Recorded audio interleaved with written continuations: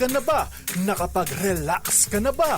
Saan ka man nagtatrabaho, mapa-opisina man o work from home o mula mismo sa pwesto, sasabayan namin ang break time mo. Sasabayan namin ng mga balita at komentaryo, mga panayam ng mga taong viral ngayon. DZRH Break Time! Magandang hapon, Luzon, Visayas, Mindanao! Kasama niyo naman sa isang edisyon ng Break Time sa DZRH. Ako po si Thea Pecho Corpuz. Ito po si Ray Sibayan. Sangalan pa rin po nila kay Mayor Deo Macalma para po sa DZRH. Una sa Pilipinas. Una sa Pilipino at hindi na tayo magpapatumpik-tumpik pa. Ngayong 37 days na lang ay Pasko na. Ang bilis naman. Ang bilis. Dati hundreds pa Talaga yung naman, binibilang natin. Tama na 37 sigurong na lang. bagyo-bagyo. Sana naman. Di ba, Lord, iregalo niyo na sa amin pwede ang, bang tama na? Wala dry nang bagyo sa Christmas. Disyembre? Sana. Pero Ayan. ito, merong maagang pamasko sa atin. Narito Yun. na ang headlines ng ating mga nagbabagang balita. Presyo ng petrolyo, may rollback bukas. Halos piso ang tapyas presyo ng diesel, gasolina at kerosene. At isa pang good news sa mga magagawa lalo na ng Region 8, may 30 pesos daw pong dagdag sweldo kada buwan. Kanilang mga kasambahay sa naturang rehiyon ay may meron ding aumento 500 piso. Pinsala sa infrastruktura ng mga bagyong Nika, Ophel at Pepito pumalo sa 516 million pesos ayon yan sa DPWH. Samantala, halos 700,000 mga mamayan naapektuhan ng tatlong magkakasunod na bagyo ayon naman sa NDRRMC. Ayuda sa mga sinalanta ng mga bagyo tiniyak ng DSWD, libo-libong food packs ipinakalat na. Malacanang, bumwelta daw po kay dating Pangulong Duterte, tinawag na guni-guni lamang. Ang aligasyong ginagamit daw ng palasyo si dating Senador Trillanes. 200 empleyado ng Office of the Vice President namumurong mawalan ng trabaho. Isinisi sa hindi pagdepensa ni Vice President Sara ayon yan sa Kamara. 500 at siyam na mga bilanggo sa Bilibid binigyan ng parol at executive clemency ni Pangulong BBM. 71 taong gulang na Pinoy sa Italy patay dahil sa aksidente. Atrasadong mall hours at road repair ban sa NCR, epektibo na simula ngayong Lunes ayon po sa MMDA. Magandang pambungad na balita dahil aarangkada na po bukas ang halos pisong rollback sa presyo ng mga produktong petrolyo sa magkakahiwalay na abiso. 85 centavos ang tapyas presyo sa kada litro ng gasolina at 75 centavos naman sa kada litro ng diesel. May bawas din na 90 sentimo sa kada litro ng kerosene habang noong nagdaang linggo ay nagpatupad ng halos 2 pisong taas presyo ang mga kumpanya ng langis. Ibig sabihin, nag-increase ng dos, magro-rollback ng gapiso, pwede na. Meet halfway daw. Meet halfway. 2 piso yung in-increase, babawi ng halos piso. Yun yung halfway. Piso. Sana next week uli, Rollback ulit. Oo. Sana malakihang rollback para mas Yun. madama natin. Yun na, pamasko nyo na po. At saka malaking bagay, lalo sa mga lugar na sinalanta ng bagyo, yung biyahe ng mga Correct. gulay, mababawasan yung ipapatong na presyo. O, diba? Mahal pa naman ng gulay kapag ka Ay, nagbabagyo. oo. Dako. Diyos me. Namimiss ko na pong maggulay. ilang linggo na po kaming nagdidildil sa kamatis. Yan ang pinakamurang gulay na Correct, mabibili ko correct. Kangkong, pechay. Yeah. Inaproba naman po ng Regional Tripartite Wages and Productivity Board, Eastern Visayas Region, ang 30 pesos na dagdag sweldo para po sa mga pribadong manggagawa sa naturang rehiyon. Ayon po sa Labor Department, mula sa 405 pesos ay magiging 435 pesos na ang arawang sweldo ng mga manggagawa sa lahat ng sektor o industriya sa ilalim po ng bagong wage order sa Eastern Visayas. Bukod po sa mga manggagawa ay naproban din po ng RTWPB ang dagdag na 500 piso sa buwan ng sweldo naman ng mga kasambahay. Ibig sabihin, mula sa 5,500 ay magiging 6,000 pesos na ang buwan ng sweldo ng mga kasambahay sa Region 8. Samantala, asahan na ang taas presyo ng mga produktong agrikultura. Ito na yung sinasabi natin kanina.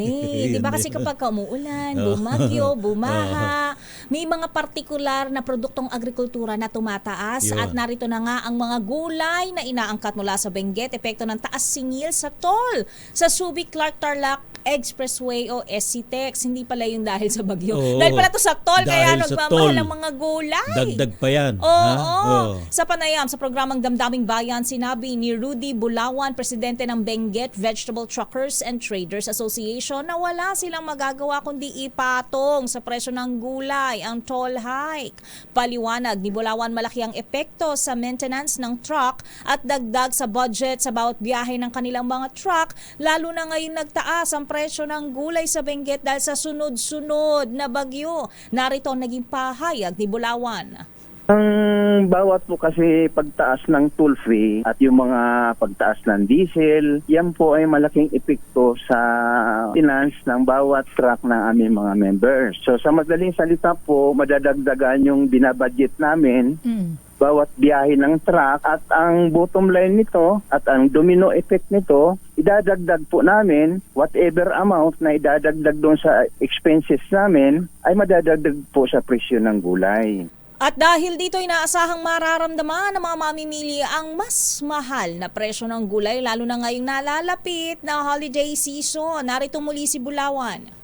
No choice po kami kung hindi sumunod sa patakaran nila. Kaya lang, yun na nga po, may isushoulder na ng Consumers. kung whatever na idinagdag nila. May dadagdag po yun sa presyo ng gulay natin.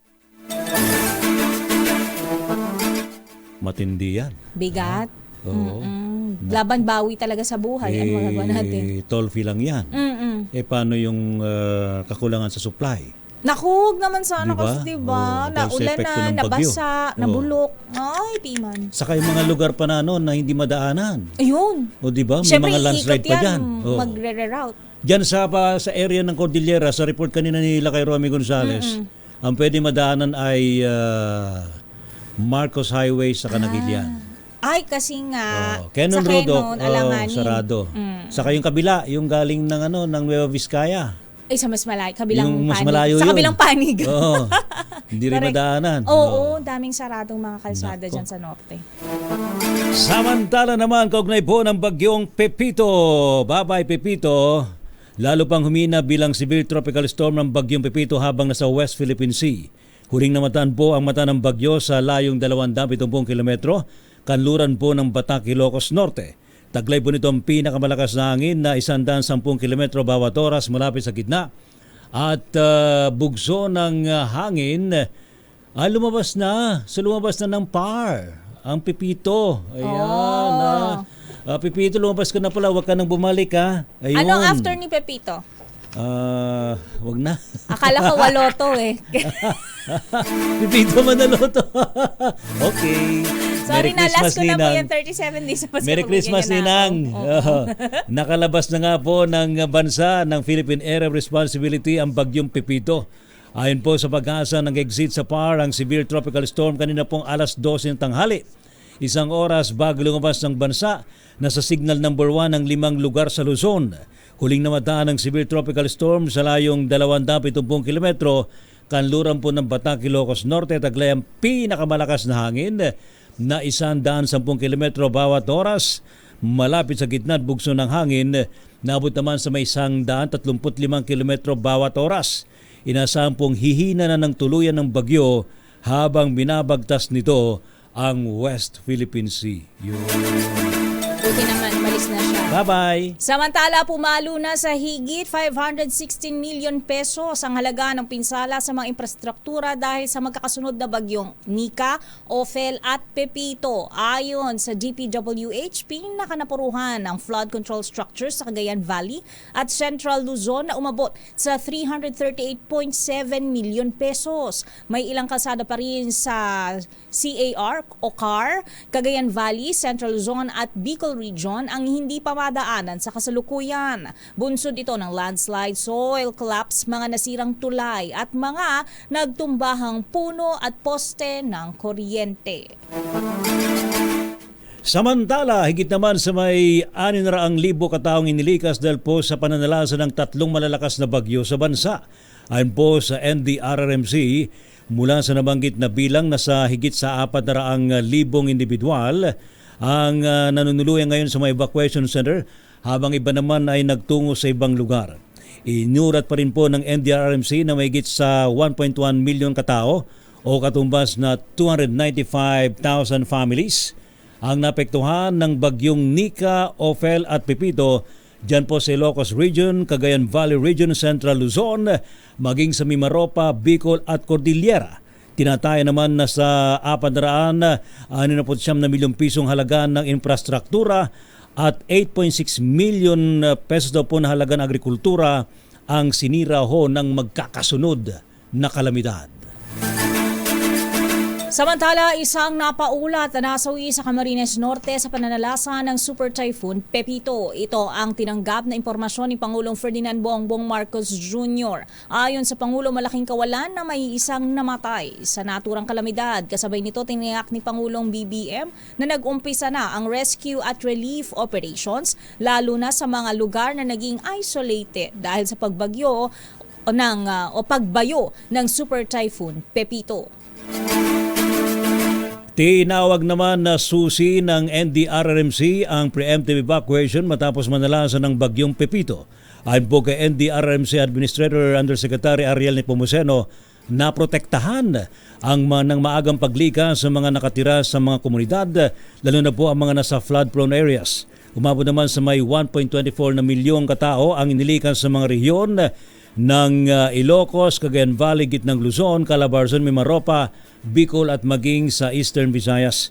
Magugunitang mismong si Pangulong BBM ang nabahala sa maaring epekto ng storm surge na dala ng super bagyong Pepito. Babalikan natin ang ibang detalye ng ating mga nagbabagang balita. 200 empleyado ng Office of the Vice President namumurong mawalan ng trabaho. Naku po!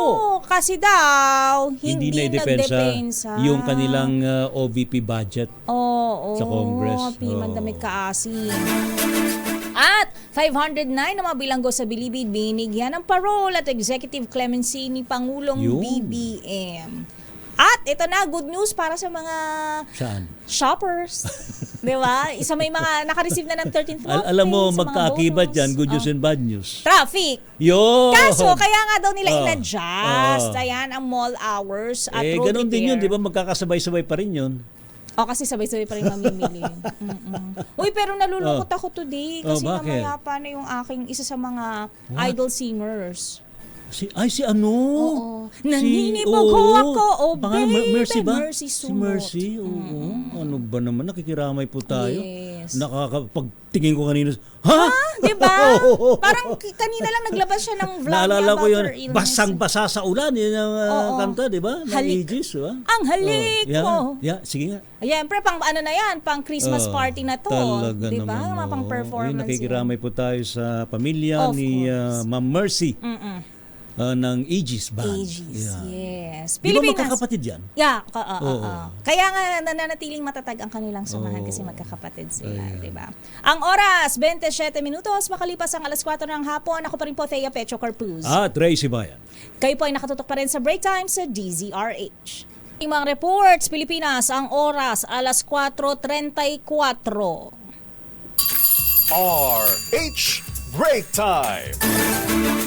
Nananatiling nasa unahan ng disaster response operations ang militar na nakatutok sa mga lugar na sinalanta ng bagyong Pepito. Ayon kay Colonel Bon Castillo, tagapagsalita ng Philippine Air Force, naka-standby alert ang assets ng hukbo gaya ng transport aircraft C-130, C-295, F-27, and C-212I o utility helicopters UE-2, Super UE, B-205A, UH-1H, S-70I Black Hawk o Search and Rescue Helicopters. Nabatid na Air Force assets ang unang ginagamit hindi lang sa pag-rescue kundi maging sa pag-transport ng relief goods sa mga apektadong lugar. Samantala, hindi na inilis ng Philippine Army ang 534 Search, Rescue and Retrieval teams ng major units nito sa mga apektadong lugar. Sabi ni Colonel Louis De Maala, tagapagsalita ng Hukbong Katihan, kabilang dito ang 9th Infantry Division sa Bicol, 2nd Infantry Division sa Quezon at 7th Infantry Division sa Pampanga.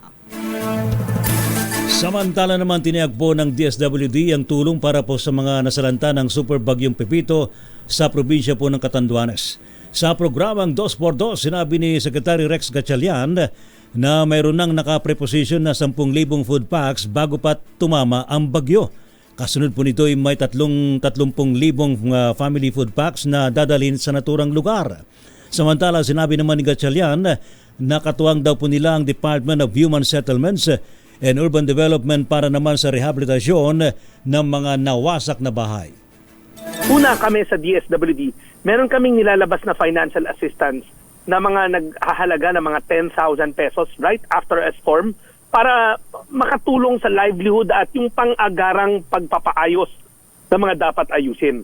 Pero papasok rin ang DSUD, ang Department of Housing, kasi meron silang core shelter assistance. Dati-dati yung programa na yan nasa DSWD, pero nung nagkaroon ng DSUD, nalipat sa kanila dahil sila may technical expertise. So pinagsasama yon, yung assistance mula sa financial assistance mula sa DSWD, tapos yung sa DSUD na mas malaki-laki ng konti sa pagkakaunawa ko dahil para sa repairs ng tahanan yon. Iyan po ang tinig mga kaibigan ni Secretary Rex Gatchalian ng DSWD.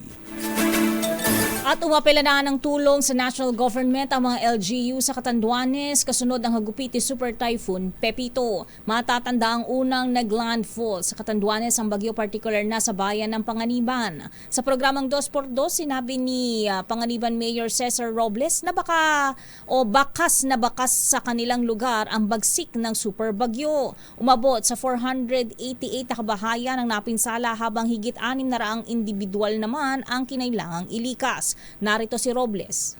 Ano ba kayo? First, second, third class municipality? Fifth class? Fifth class municipality po kami. Napakalimitado po ng aming pondo rito. Halos paubos na din po ng pinagkakasya namin. Oo. Kaya nung nalaman ko po na naka-receive ako ng message sa inyo na kakaroon po ng interview, parang nabuhayan at nagkaroon ako ng panibagong pag-asa na matutulungan kami ng national government. At gusto ko na rin samantalahin yung pagkakataon na manawagan sa ating mahal na Pangulo kung po pwede po na matulungan po kami rito kasi kailangan po talaga ng aking mga kababayan yung tulong po sa national government. Samantala sa programing Damdaming Bayan, sinabi naman ni Verac Mayor Samuel Laines na kahit sanay na sila sa bagyo at alam na nila ang ginagawa tuwing may bagyo, kailangan pa rin nila ang suporta ng pamahalaan. Narito si Laines. Whether it is mahinang bagyo, medium na or kaya super typhoon, wala namang problema sa amin. Lumalaban tayo, tinatrabaho natin. But the point is, sana in terms of rehabilitation, dapat ilagay naman sa mapa. Kailangan din namin na matulungan yung mga eskwelahan. Ang daming sira. May mga kalye na sira. So we hope na mabigyan din ng tuon. Sa ngayon ay nagpapatuloy ang assessment sa lalawigan para alamin ang lawak ng pinsalang idinulot ni Pepito. Dapat kasama sila rito dyan sa area ng Catanduanes dahil sa umarangkada na po ngayong araw ang deployment ng 24 na truck na punong-puno ng mga relief goods mula po sa Kamara. Ito po ay pamahagi ng relief goods para sa higit sa 150,000 beneficiaries dyan po sa Bicol Region na sinalanta ng magkakasunod na bagyo. At ang pinakauli nga po ay ang Super Typhoon Pepito. Ayon po kay House Deputy Secretary General Ponyong Gabonada, ang relief drive na pinangunahan ni House Speaker Martin Romualdez ay layunin daw pong suportahan ng mga nasalantang komunidad sa Camarines Norte, Camarines Sur, Albay, at para agad na makabangon mula sa gupit ng bagyong Christine, Karina at Pepito. Abay, sama na ho ninyo, Speaker, ang Catanduanes. Ang simultaneous relief operations ay sasagawa sa iba't ibang lugar kasama naman ng Jesse Robredo Coliseum sa Naga City, Cafuerte Sports Complex sa Pili at BUPC Gymnasium sa Pulangi, Albay, kung saan 10,000 ang benepisyaryo sa bawat lokasyon. Alas 4:40, standby Edniel Parosa, standby Raymond Dadpaas. Unahin lang natin ang report ni Ms. Leth Narciso, US. May $1 million na donasyon sa Pilipinas kasunod ng pananalasa ng 6 na bagyo. Idetalye mo ang balita, RH14, Ms. Leth Narciso. Isaiah Ray, nagpaabot ng pakikiramay at panalangin ng Amerika sa gobyerno ng Pilipinas at sa mga Pilipinong dumana sa hagupit ng 6 na magkakasunod na bagyo. Sa kanyang pagbisita sa Malacanang, sinabi ni U.S. Secretary of Defense Lloyd Austin kay Pangulong Ferdinand Marcos Jr. na binigyan na niya ng otorisasyon ang lahat ng kanilang tropa na narito sa bansa na tumulong sa rescue, relief at rehabilitation operations. Magbibigay rin anya sila ng $1 milyong na tulong pinansyal na karagdagan sa halos 100,000 pounds ng relief supplies na nauna nang naibigay. Naniniwala si Austin na napapanahon ang pagkikita at pagpupulong o pakikipagpulong niya sa Pangulo sa panahong ito ng pangailangan. Pinag-uusapan pa niya nila ang iba pang tulong na maaaring ibigay sa Pilipinas para sa mabilis na pagbangon. Narito si U.S. Defense Secretary Lloyd Austin. Mr. President, I've authorized U.S. troops to help Philippine forces provide life-saving aid to the Filipino people. The U.S. has also secured another $1 million in urgent humanitarian aid, and that will enhance the work of USAID and the World Food Program. And that's in addition to the nearly 100,000 pounds of supplies that we delivered after Typhoon Julian. Si U.S. Defense Secretary Lloyd Austin. Ito si Leth Narciso para sa DZRH. Una sa Pilipinas, una sa Pilipino. Thank you. Salamat, Ms. Leth Narciso. Samantala, mula Malacanang dumako po tayo sa Pag-asa. Ha? Bagyong Pipito. Abay, napahina raw ho ng kabundukan ng Sierra Madre. Yun! Kaya pala kasi natin ang kabundukan ng Sierra Madre. Saka itawag na nating galawin pa yung ating mga kabundukan. Yung mga punong kayo dapat dinadagdagan po natin. Correct. Para maiwasan ng landslide, maiwasan ng mas matinding kalamidad. Correct. Para may nagsisip-sip, di ba, ng tubig? Yes. Naku. Ating alamin sa report ni RH52, Edniel Parosa. Edniel. Ray at Mr. malaki nga ang naitulong ng Sierra Madre Mountain Range sa pagpapahina ng Bagyong Pipito.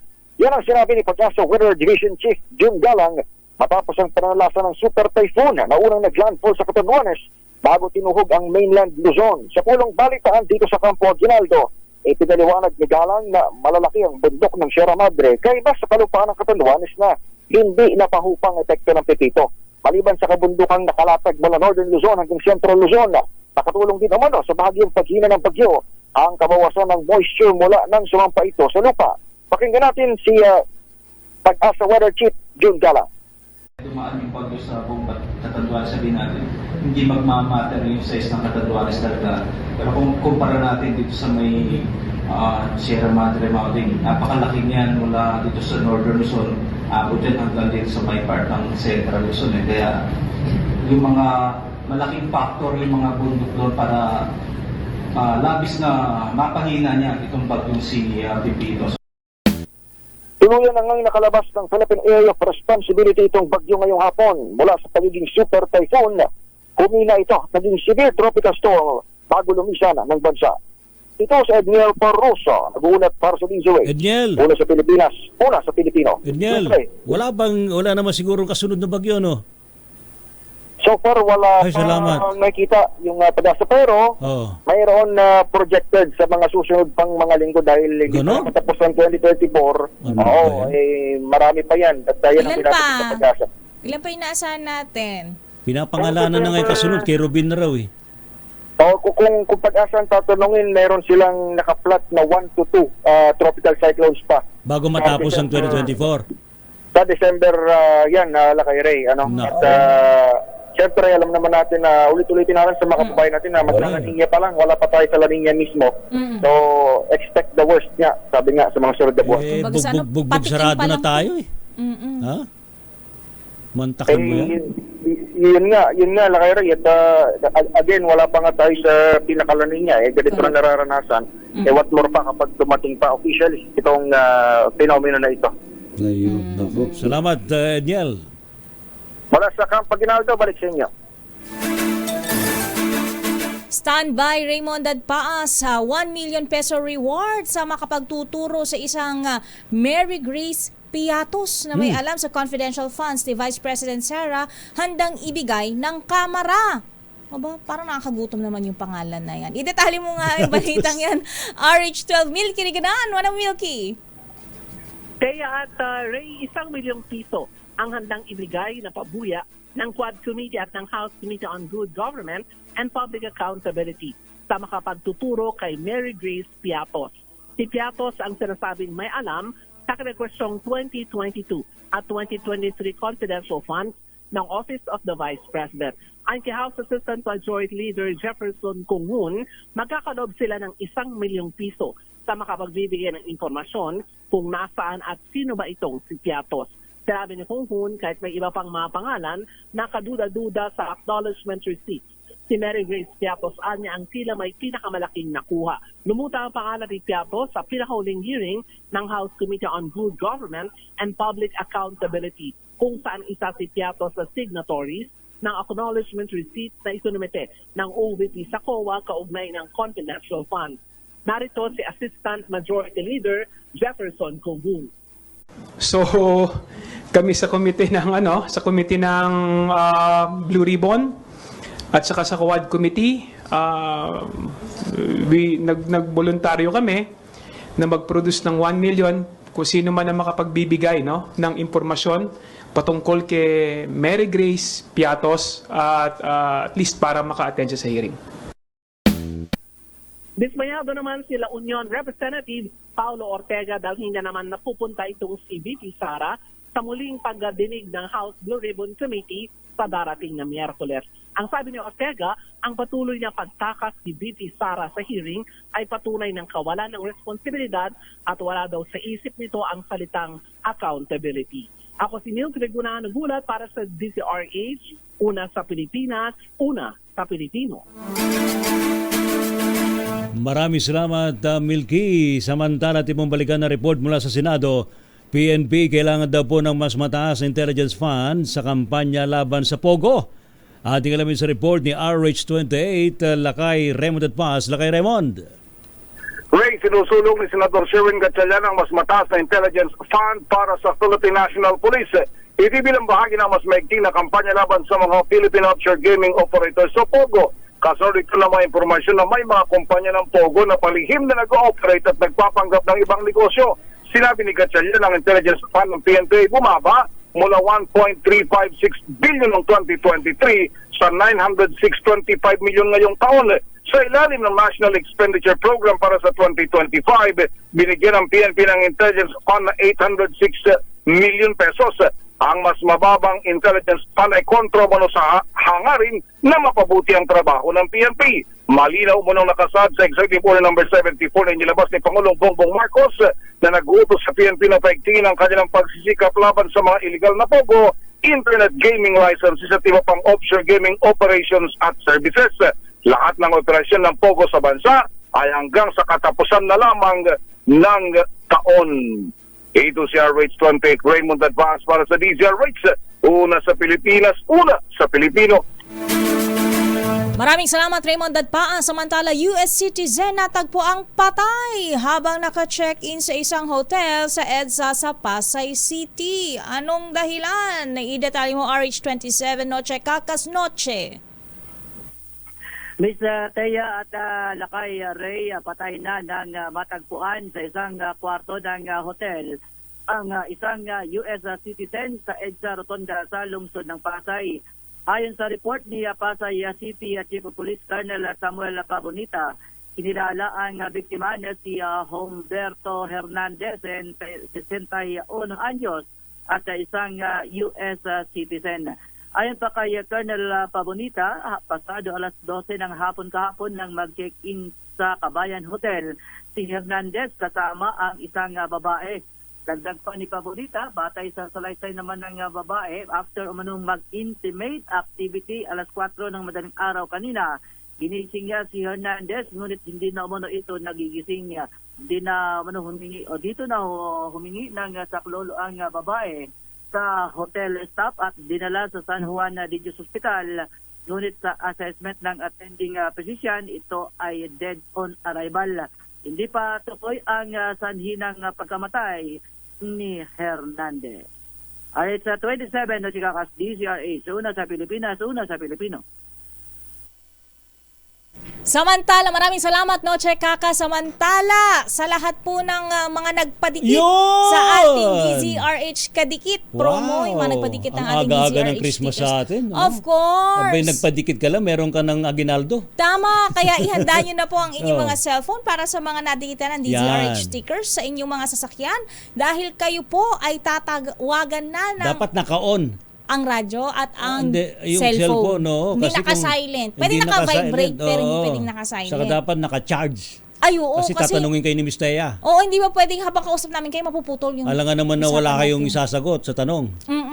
Diba? Ang Oo. tanong pa naman natin ay napakadali lang. Ang dali lang. Ang sagot, Tapos, DZRH. tapos ang papremyo, napakadali nyo makukuha. Oo. 1,000 piso. Diba? Opa, saan ka pa? Diba? Tututok ka lang sa DZRH. Correct. Sa kauna-unahang himpilan ng radyo sa Pilipinas. Yan. Diba? O kaya mamaya ha, antayan nyo lang po kapag kayo po ay natawagan na, hintayin nyo lang po na kayo na kakausapin na po Correct. namin. Diba? Pilipinas, ilan po munang paalala, kulang-kulang 9 na minuto bago mag-alas 5 ng hapon.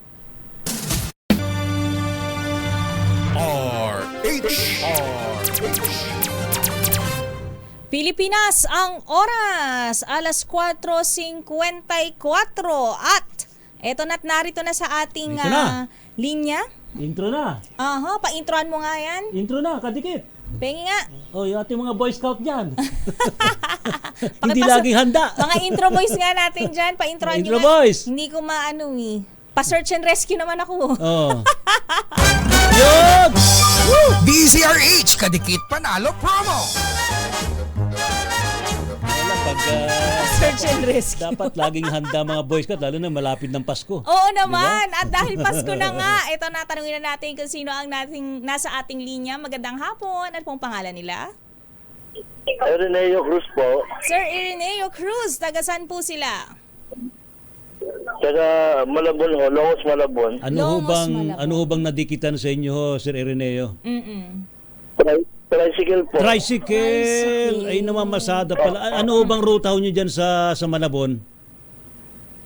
Ano ho, Malabon na po sa Caloocan po ang... Malabon na botas. Malayo yung biyahe. Malayong biyahe. Mahaba. Naka-boundary na ho ba kayo?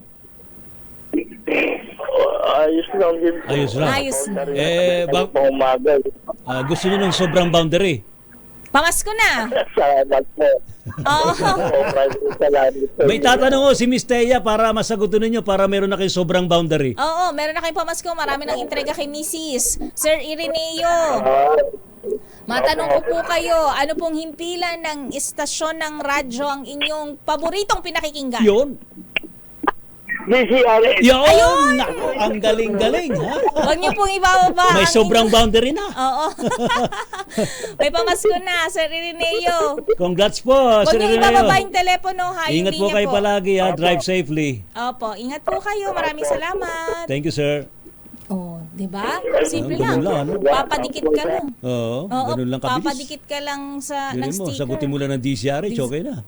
Oh, pagka 1,000 agad 'yun, 'di ba? Saan ka pupulot nun? Ako nga naghahanap na mapupulutan, walang mapulot. Ako, wala akong matisod dyan sa loob. Maraming salamat po sa inyong pagtutok sa DZRH at pagtitiyak nga po ni Senator Grace Poe bilang chairperson ng Senate Committee on Finance na sa gitna ng plenary deliberation sa 6.352 trillion pesos na 2025 national budget ay kasama at madaragdagan dito ang budget para sa disaster response. Ayon kay Poe, 21 billion pesos ang inilaan para sa National Disaster Risk Reduction and Management Fund, mas mataas ng 500 million pesos sa budget na nakalaan ngayong taon. Layunin nito ang mas mabilis na pagtulong sa mga komunidad na masasalanta ng bagyo at iba pang kalamidad. Kapag may sapat na resources sa mga komunidad, ay agad makakikilos ang mga ito para makapagsalba ng mas maraming buhay at ari-arian. Paliwanag ni Poe, ang ilalaan nilang Calamity Fund ay hindi lang para sa pagkain ng ilang araw kundi pantulong din sa pagbangon at muling pagsisimula ng ating mga kababayang nasalanta. Samantala, posible naman daw mawala ng trabaho ang tinatayang na 200 empleyado ng Office of the Vice President. Ito po ay dahil naman sa pagmamatigas daw po ni VP Sara Duterte na idepensa at ipaliwanag ang 2025 budget ng kanyang tanggapan. Ayon po kay House Assistant Majority Leader Jefferson Conghun, huwag daw isisi ni VP Sara sa Kamara ang magiging epekto ng budget cut sa operasyon ng OVP lalo na sa benepisyo ng mga empleyado nito dahil naman sa tumanggi siyang ipaliwanag kung paano gagastusin ang pondo. The problem is, hindi niya ginastify yung budget niya. So it's her responsibility. Sinabi niya, bahala ang Kongreso. Tapos, ibabalik niya sa Kongreso yung mawawala ng trabaho.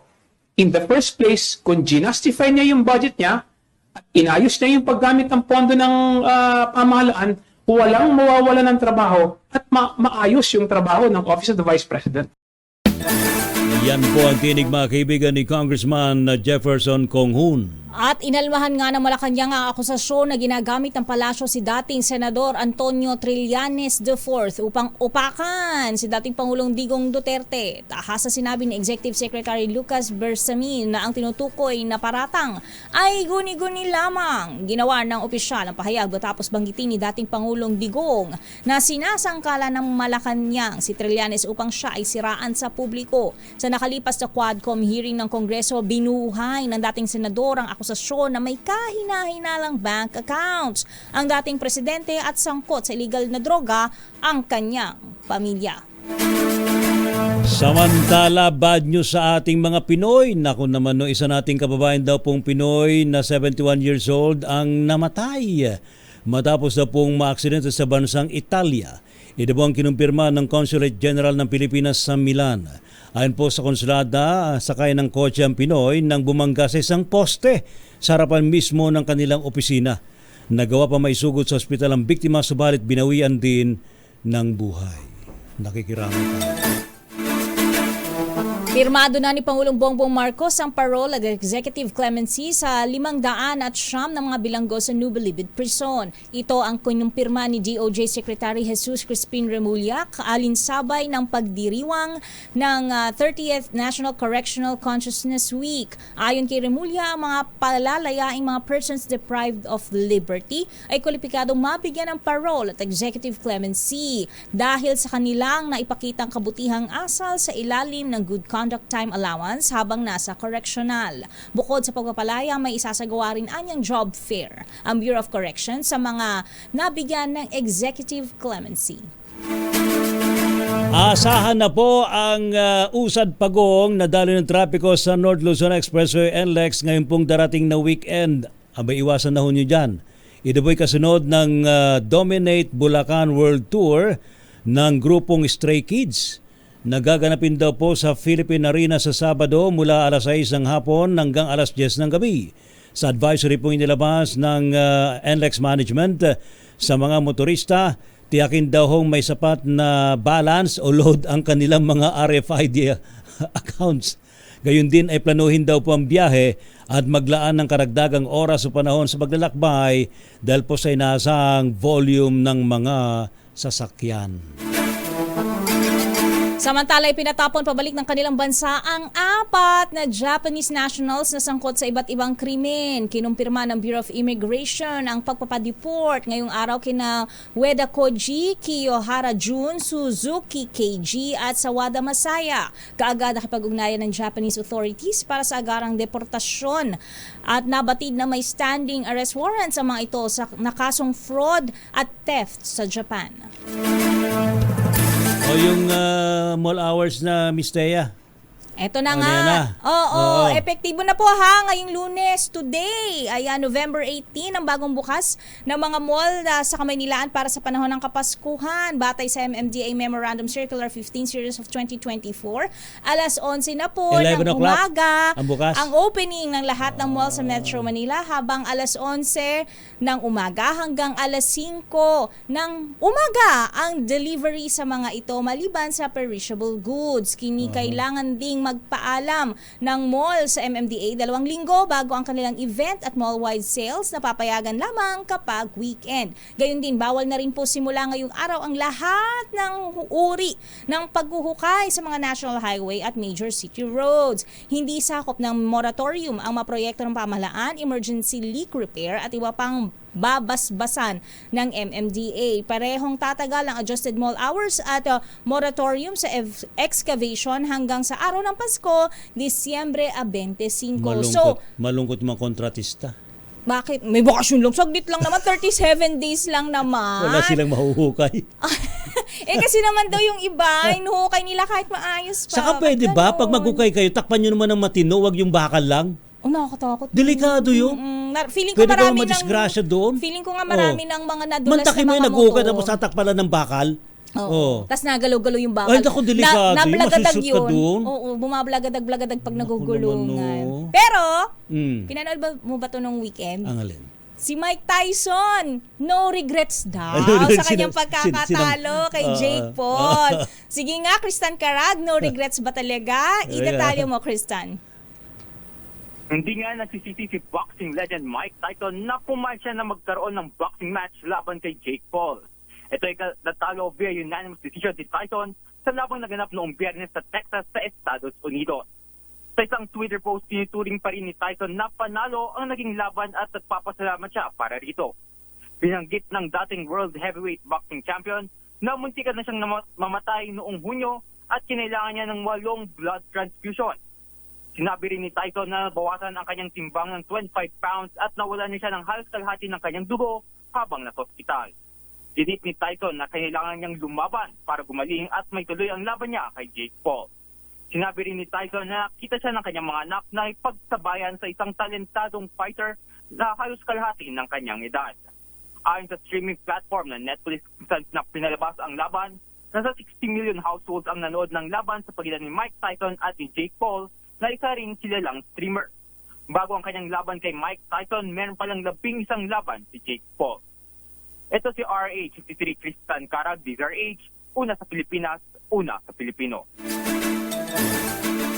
Maraming salamat, Kristan, at maraming salamat sa inyong pagtutok sa aming palatuntunang break time dito pa rin sa DZRH. At nakasama niyo po ngayong Lunes. Grabe, 37 days na lang, bilis. Pasko na. Ako po si Thea Pecho Corpuz. Ito po si Ray Sibayan, sa ngalan pa rin po nila kay Mayor Deo Macalma para po sa DZRH, una sa Pilipinas. Una sa Pilipino. Susunod na ang balansyadong pagbabalita hatid sa atin ni Ka Henry Uri at Miss Kay Karen Oyong. Para pa rin yan dito sa balansyada sa DZRH. Bye-bye. Nagpakilala, nagbabay na tayo po. No? Bye-bye na. Bye-bye po. Oras, 5:05. This time.